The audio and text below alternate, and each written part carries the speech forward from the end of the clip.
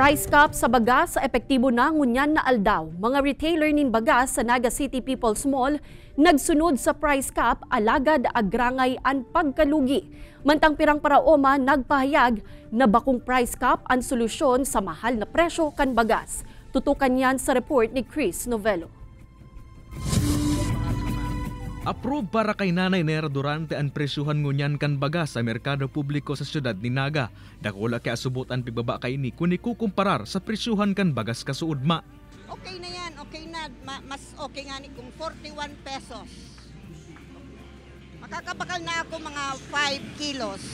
Epektibo na kaya ngunyan na aldaw ang 60 dias na price cap sa presyo kan bagas basado sa Executive Order No. 39 ni Presidente Bongbong Marcos. Nagpapakol na sa nakaya sa 45 pesos per kilo ang presyo kan well-milled rice, gikan sa dating 49 pesos ang kada kilo. Mantangan dating 47 pesos per kilo na regular milled rice, ang nasa 41 pesos per kilo na sana.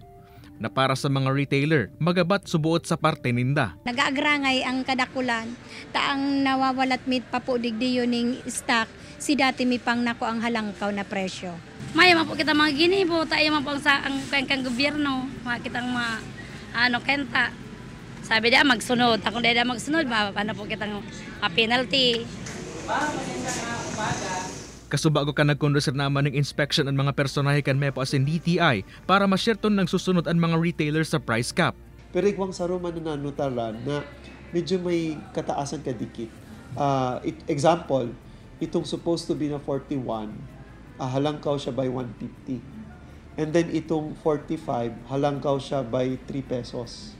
Ang semana day masunod sa price cap, papadaran subuot ni letter of inquiry kan DTI.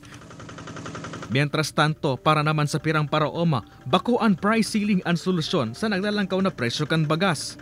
O yun, si mga nagtutungod. Si mga arukan sa mga paraoma, pirdi. Mayo kaming nakakuha. Pag may sarili kaming bagas, dahil kaming problema. Pero pag naubos naman, problema, matungod.